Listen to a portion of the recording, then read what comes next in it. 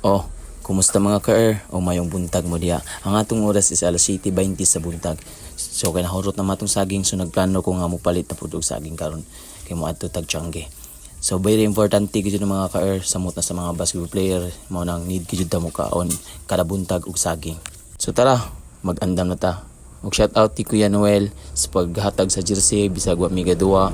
Salamat jud kayo ya. Og fighter kayo yung mong jersey. Nya kayo man na tag-ilis. So tara, mga na ta.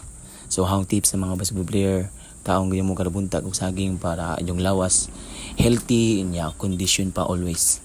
O gusto mo mupalit og saging ari ra mo ila kuya kay ning fighter pa ilang saging nya barato pa makahangjo pa gid mo og nailakatan napoy tunda napoy standpil ko.